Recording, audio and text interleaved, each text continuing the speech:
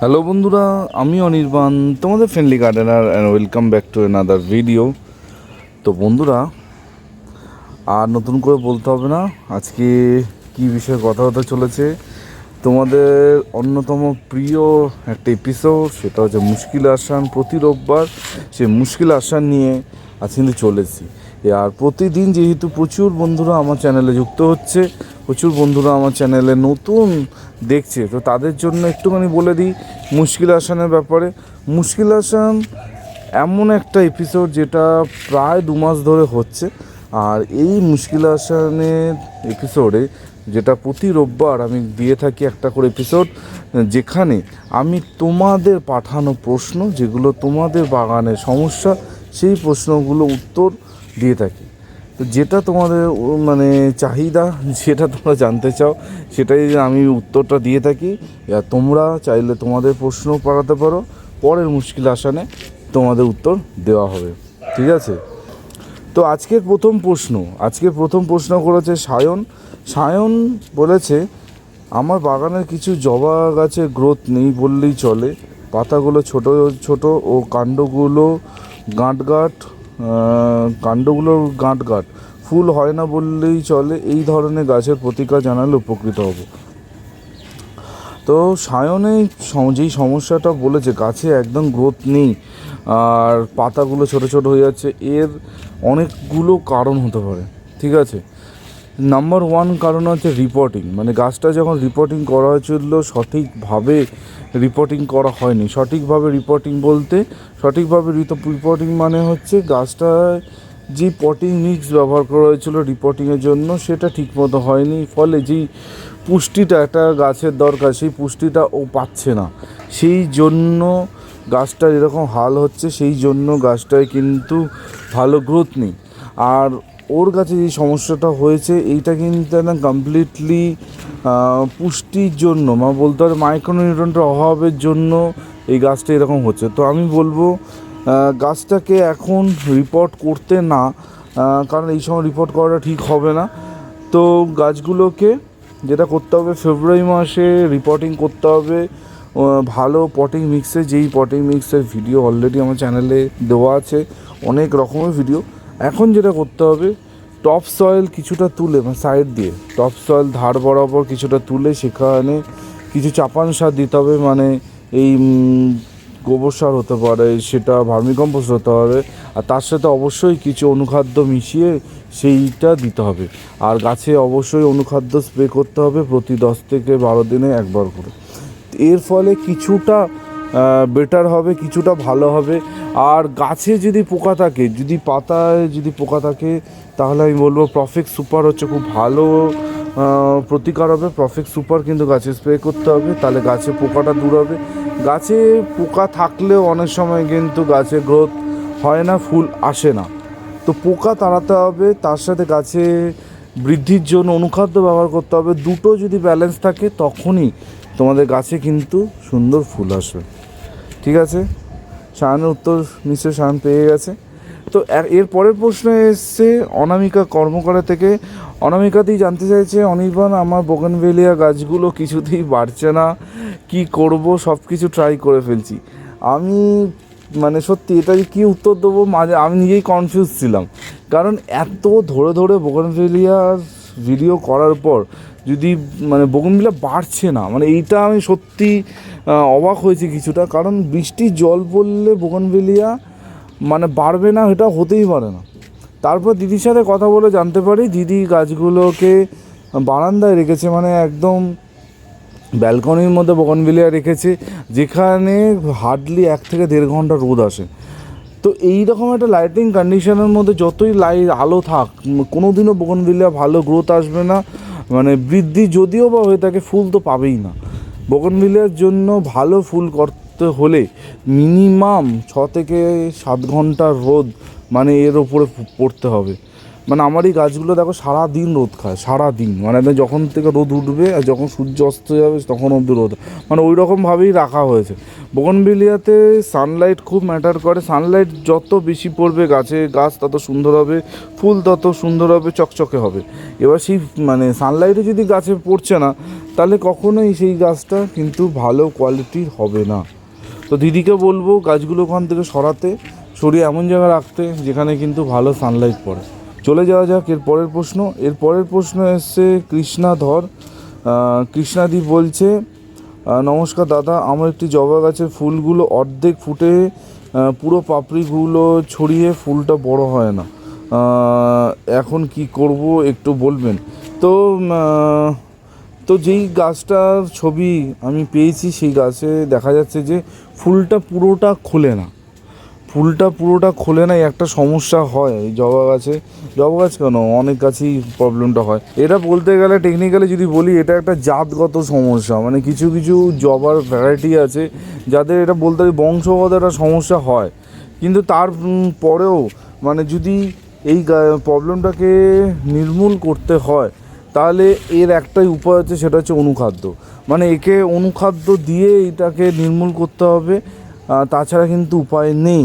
তো সবথেকে ভালো আমি বলবো যে কোনো মাইক্রো নিউট্রেন্ট সেটা কিন্তু প্রতি 10 দিনে একবার স্প্রে করতে হবে, তার সাথে প্রতি সপ্তাহে একবার করে NPK 0050 স্প্রে করতে হবে, ঠিক আছে?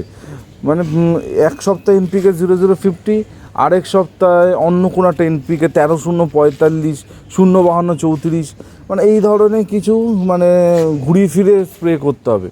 করলা তার সাথে অবশ্যই অনুখাদ্য, এই NPK আর অনুখাদ্য দিয়ে গাছটাকে যদি কিছুটা রিকভার করা যায়। আমি আরও একবার বলবো যে এই গাছগুলো, কয়েকটা গাছ বলবো না, সব গাছ, কয়েকটা গাছে কিন্তু এরকম একটা বংশগত সমস্যা থাকে, ফুল খোলে না, অর্ধেকটা ফুটে বন্ধ হয়ে যায়, ঠিক আছে? এটা আপনার গাছের কোনো সমস্যা নেই, গাছটা আমি দেখলাম গাছটা খুবই হেলদি, খুবই ভালো, কিন্তু এইটাকে কমপ্লিটলি নিরাময় হয়তো হবে না, কিন্তু এই যে ফুল খুলছে না, এটার সংখ্যা অল্প কিছুটা হলেও কমবে, বোঝা গেছে? তো এইটা আপনি করতে পারেন, করে দেখুন, নিশ্চয়ই উপকার হবে। এরপরের প্রশ্ন এসছে সুপ্রভা থেকে। সুপ্রভা আমাকে একটা ছবি পাঠিয়েছে, সেটা হচ্ছে জারবেরার ছবি। জারবেরার যেই ছবিটা ও দিয়েছে সেখানে ও বলেছে যে ওর জারবেরাগুলো ঝিমিয়ে পড়ছে, রোদ উঠলেই ঝিমিয়ে যাচ্ছে। এটার কি কারণ আর এর প্রতিকার কী? দেখো, জারবেরা বলো বা বিভিন্ন গাছ আছে যেগুলো রোদ উঠলেই ঝিমিয়ে যায়, তো এর অনেক রকম কারণ হতে পারে, কিন্তু যেটা সবথেকে আগে মাথায় আসে সেটা হচ্ছে রুটের সমস্যা। গাছের যদি রুটের কোনো প্রবলেম থাকে তাহলে কিন্তু এই জিনিসটা হবে। এটা কখন হয়? এটা হয় হচ্ছে অতিরিক্ত বৃষ্টির জন্য। অতিরিক্ত বৃষ্টি যখন হবে তখন সেই বৃষ্টির ফলে কিন্তু এই প্রবলেমটা হয়ে থাকে। বৃষ্টি দিনের পর দিন যদি গাছের গোড়ায় যদি জল পড়ে, তখন কিন্তু এই জারবেরাতে বা বিভিন্ন গাছে এই প্রবলেমটা হয়, ঠিক আছে? তো এর একটাই সলিউশন হতে পারে, সেটা সুপ্রভা করে ফেলেছে, সেটা হচ্ছে হিউমিক অ্যাসিডের প্রয়োগ।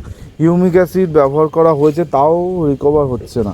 তো আমি বলবো এর কারণ হচ্ছে যে গাছের গোড়ায় মনে হচ্ছে জল জমে আছে, যেটা পাস হচ্ছে না।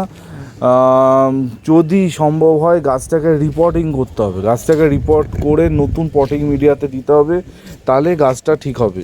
আর অবশ্যই রিপোর্টিং করার সময় ফাঙ্গিসাইড গোলা জলে কিছুটা গাছটাকে চুবিয়ে রেখে, ঠিক আছে, গাছটাকে চুবিয়ে রেখে যেই শিকড়গুলো একটু ড্যামেজ হয়েছে সেই ড্যামেজ শিকড়গুলো বাদ দিয়ে তারপর গাছটাকে কিন্তু রিপোর্ট করতে হবে নতুন জায়গায়, তাহলে গাছটা ঠিক হওয়ার সম্ভাবনা থাকবে।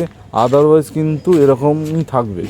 আর যদি মনে হয় যে না আমি এখন রিপোর্টিং করতে পারবো না, তাহলে আমি বলবো গাছটাকে এখন যেটা করতে হবে, সাইড দিয়ে মাটি বার করে কিছুটা মাটি বার করে তারপর গাছটা আবার নতুন মাটি ভরতে হবে। আর নিচে যেই ছিদ্রটা আছে টবের নিচে, সেখান থেকে একটা শক্ত কিছু মানে এই লোহার কিছু বা শক্ত কাঠি ঢুকিয়ে সেটাকে খুঁচিয়ে নিচটা একটু পরিষ্কার করে দিতে হবে। বাই চান্স যদি কোনো যে টবের যে নিচে যে হোলটা আছে, হোলটা জাম হয়ে থাকে, তো ওখান থেকে কিন্তু জল পাস হয় না। আর এখন একদম জল দেওয়ার দরকার নেই, গাছ রিকভার না হলে জল দেওয়ার প্রয়োজন নেই, গাছটা রিকভার হোক তারপর জল দেওয়া যেতে পারে। ঠিক আছে, সুপ্রভার উত্তর নিশ্চয়ই বলে দিলাম, এই অবশ্যই করে আমাকে জানিও গাছগুলো কীরকম আছে। এরপরের প্রশ্ন চলে যায়। এরপরের প্রশ্ন এসছে প্রণয়দার থেকে। প্রণয়দা খুব ইন্টারেস্টিং একটা মেসেজ পাঠিয়েছে, তোমরা শোনো। ভাই, পরীক্ষার আগে সমস্ত বই মুখস্থ থাকলেও যেমন পরীক্ষার আগে প্রশ্ন ঠিক মনে জেগে উঠবেই, তেমনি তোমার ভিডিও রোজ দেখা সত্ত্বেও যখনই রোববারের মুশকিল আসান আসে তখনই মনের মধ্যে একটা প্রশ্ন উকি মারে। মুশকিল আসানের প্রশ্ন হলো, রঙ্গন গাছে এখন কি যত্ন নেব? এত ভালো লাগলো না, মানে কি বলবো, মানে দারুণ একটা কমেন্ট, মানে সত্যি দারুণ একটা কমেন্ট আমি পেয়েছি। তো চলে যাওয়া যাক রঙ্গন গাছের কাছে। তো এই হচ্ছে রঙ্গন গাছ আমার। তো রঙ্গন গাছে মানে তোমরা দেখতেই পাচ্ছ মানে কত ফুল ফুটেছে। ঠিক আছে, একটু দেখাই কত ফুল ফুটেছে। আর এই গাছগুলোতে আমি যেটা করেছিলাম যে বর্ষা শুরুর আগে কিন্তু আমি মিক্স সার এই গাছে দিয়েছিলাম। বর্ষা শুরুর আগে দিয়েছিলাম। এখন দেখো কীরকম একটা ফুল এসছে। শুধু এইটা না, এই গাছটা তো দেখতে পাচ্ছি এটাতে আসছে, এখন অত ফুল আসেনি। এই গাছটায় 1 লট ফুল হয়ে গেছে। তো এই হচ্ছে মোদ্দা কথা। এবার যেটা করতে হবে আর কিচ্ছু মানে তেমন কিছু করার নেই এই গাছগুলোতে। এখন বৃষ্টির জল খেয়ে গাছগুলো এমনি ভালো আছে। এই বৃষ্টিটা এখন একটুখানি ধরে গেলে, একটুখানি ড্রাই হলে তখন যেটা করতে হবে, গাছগুলো একটু চাপান সার, একটু মিক্স খাবার এগুলো দিতে হবে। আর যেটা করতে হবে মানে এই যে ফুলগুলো যখন শুকিয়ে যাবে না, তখন যদি এই ডগাগুলো একটু পিঞ্চিং মানে একটুখানি টিপগুলো যদি এটা শুকিয়ে গেছে, আমি এখান থেকে একটু কেটে দিলাম, এরকম একটু করে যদি কেটে দেওয়া হয় তাহলে কি ওখান থেকে আরও নতুন ফুল আসবে। ঠিক আছে, আসতে সুবিধা হবে। এই একটা জিনিস করা যেতে পারে। আর মিক্স খাবার আচ্ছা একটুখানি গোবর সার, ভার্মি কম্পোস্ট এই জিনিসগুলো দিলেই হবে। আদারওয়াইজ কিছু দেওয়ার দরকার নেই, যেহেতু অনেক জল ও পেয়েছে, তাই কোনো নাইট্রোজেন খাবার এখন দেওয়ার দরকার নেই। এমন খাবার দিতে হবে যেই খাবারে পটাশ আছে, ফসফরাস আছে। ঠিক আছে, তাহলেই গাছ কিন্তু সুন্দর থাকবে, গাছ কিন্তু ভালো থাকবে। বোঝা গেছে? এই হচ্ছে মোদ্দা কথা। তেমন কিছু করতে লাগে না রঙ্গন গাছে, এমনি মানে গাছটা ভালো, মানে ওর মাটিটা যদি ভালো করে তৈরি করা থাকে আর কি মানে কোনো রকমের ঝামেলা ওর হয় না।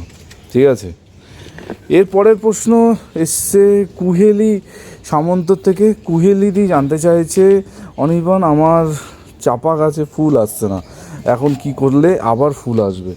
চলে এসছি একটা আমার চাপা গাছের কাছে। এইটা হচ্ছে আমার 12 মাসই চাপা, মানে এই চাপাটা 12 মাস ফুল হয়, তোমাদের আমি আগেও দেখিয়েছি। কিন্তু যদি তোমার লক্ষ্য করো এই গাছে কিন্তু এখনও কোনো ফুল নেই, একটা ডালে কোথাও ফুল তোমরা দেখতে পাবে না। এর একটাই কারণ হচ্ছে বৃষ্টির জন্য, অত্যাধিক বৃষ্টির জন্য কিন্তু এখন গাছে ফুল নেই। কিন্তু এই গাছটায় আমি জানি ফুল আসবে। এবার যদি দেশি চাপা হয়, সে দেশি ভ্যারাইটি চাপাগুলোতে কিন্তু ফুল আসবে না।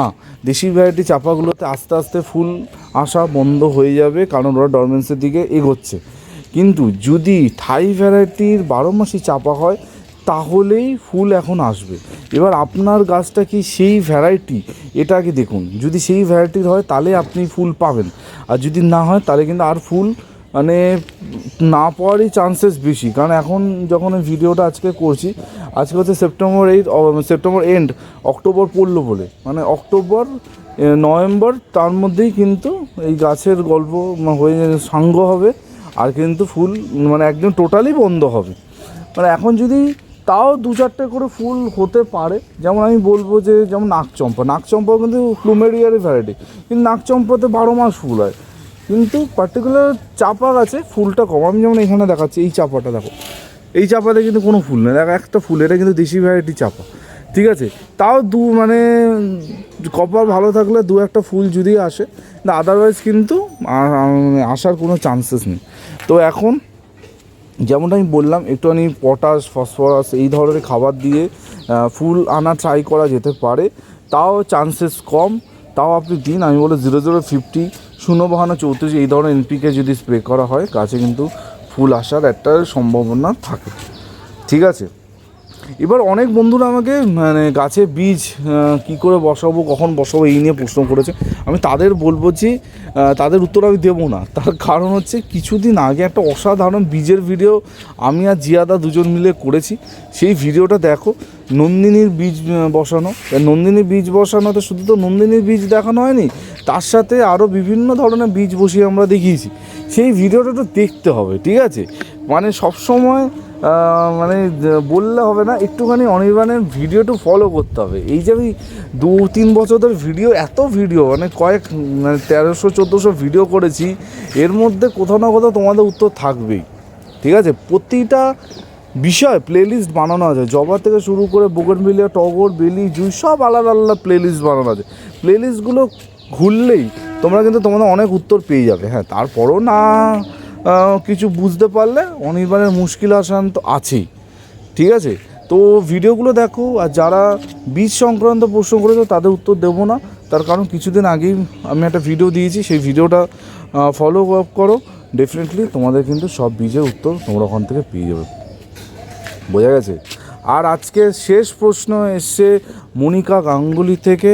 মনিকা লিখছে, দাদা আমি স্কুলে পড়ি, তোমার বোগানভেলিয়ার ভিডিও দেখে আর এত ফুল দেখে আমি বাপিকে বলে 2টো বোগানভেলিয়ার চারা আনিয়েছি, একটা অ্যাডারনা আর একটা থিমা। বাহ, খুব সুন্দর, মানে অ্যাডারনা থিমা দুটোই খুব সুন্দর ফুল।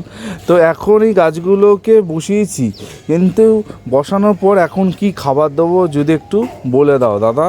তোমার ভিডিও খুব ভালো লাগে, বোগানভেলিয়াগুলো খুব সুন্দর করে তুমি বোঝাও, এত সুন্দর বোঝাও যে আর মানে বারবার আমি একটা ভিডিও চালিয়ে দেখি, মানে সত্যি একটা ভিডিও বারবার দেখা মানে এইরকম মানে বন্ধু পাওয়া তো খুব মানে কপালের ব্যাপার। তুমি ভালো থেকো, এইরকম ভিডিও করতে থাকো। তো তোমাকে আমি একটা কথা বলছি, তুমি যে বললে যে আমার ভিডিও রোজ দেখো, এত ভালো লাগে, তাহলে বন্ধু আমি তো বোগানভেলিয়াতে কী দেখিয়েছি, বোগানভেলিয়াতে কী বলেছি যে বোগানভেলিয়া গাছ যখন আমরা রিপোর্টিং করার সঙ্গে সঙ্গে কোনো খাবার দাবার কোনো প্রয়োজন নেই। অন্তত 1 থেকে 1.5 মাস আমরা ওই গাছে কোনো রকমের খাবার দেবো না, কারণ আমরা যখন গাছটা বসাচ্ছি তখনই মাটিতে অলরেডি অনেক খাবার আছে ওর জন্য।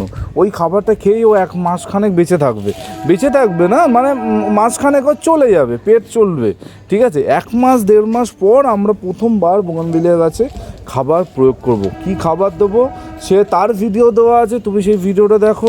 ওই ভিডিওতে কিন্তু বলা আছে কি করে খাবার বানাতে হয়, সেই ভিডিওটা তুমি দেখে খাবারটা তুমি বানিয়ে রাখো, এবং গাছের বয়স যখন 1 থেকে 1.5 মাস হবে তখন তুমি ওই খাবারটা গাছে দেবে, ঠিক আছে?